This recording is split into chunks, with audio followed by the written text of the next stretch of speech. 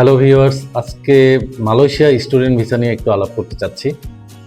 Compare to other countries, Europe বা America বা Canada, Australia, New Zealand এসব দেশের সাথে যদি আমরা তুলনা করি, তাহলে মালয়েশিয়ার স্টুডেন্ট ভিসা অনেক সহজ।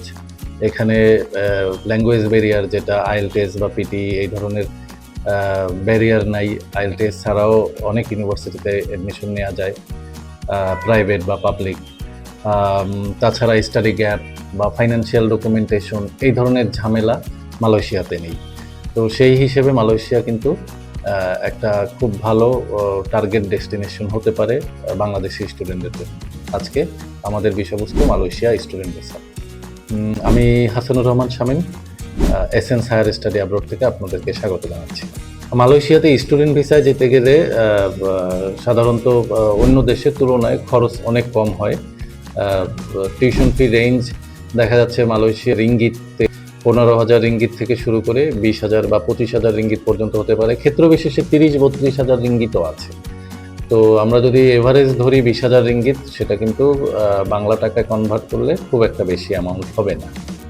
তো এই পরিমাণে মালয়েশিয়ায় ভালো মানের ডিগ্রি নিয়ে সেখান থেকে ভবিষ্যতে আবার ক্রেডিট ট্রান্সফার বা পরবর্তী ডিগ্রির জন্য অন্য অন্য দেশে, ইউরোপিয়ান কোনো কান্ট্রি হোক বা আমেরিকান যে কোনো দেশে কিন্তু যাওয়াটা আরও সহজ হয়।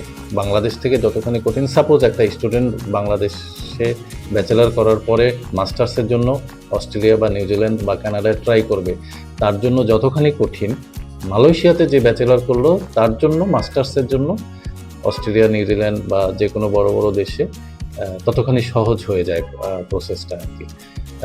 এইভাবে দেখলেও মালয়েশিয়া একটা ডেস্টিনেশন হতে পারে।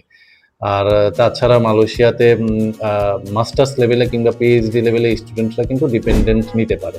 ডিপেন্ডেন্ট অর্থাৎ স্পাউস, মানে হাজব্যান্ড যাচ্ছেন তার ওয়াইফকে নিতে পারেন বা ওয়াইফ যাচ্ছেন তার হাজব্যান্ডকে নিতে পারেন, স্পাউস নিতে পারেন, এবং সাথে চিলড্রেন যদি থাকে, আন্ডার এজড চিলড্রেন 18 বছরের নিচে, তাকে সাথে নিতে পারবেন। তো এই সুবিধাগুলো তো থাকছে। আর আইএলটিএস এর কথা প্রথমে বলছিলাম, বিশ্বের অনেক দেশে আইএলটিএস এর একটা রিকোয়ারমেন্টস থাকে যে 6.5 লাগবে বা 6 লাগবে, এইভাবে অনেক ধরনের রিকোয়ারমেন্টস থাকে। মালয়েশিয়াতেও কিছু কিছু ইউনিভার্সিটিতে ইংলিশ প্রফিসিয়েন্সি চাচ্ছে, কিন্তু সব ইউনিভার্সিটিতে না।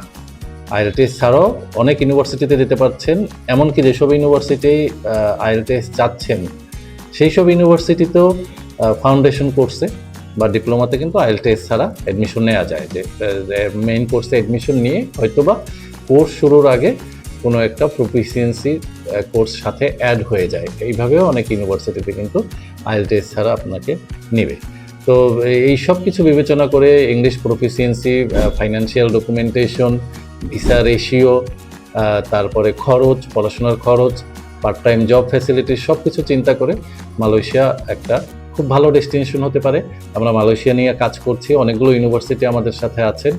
তো আপনারা যদি কেউ ইন্টারেস্টেড থাকেন, আমাদের অফিস ভিজিট করতে পারেন, লালমাটিয়াতে আমাদের অফিস। বিস্তারিত জেনে যেতে পারেন। আমাদের কনসালটেশন সম্পূর্ণ ফ্রি। অফিস ভিজিট করার জন্য স্বাগত জানাচ্ছি। ধন্যবাদ।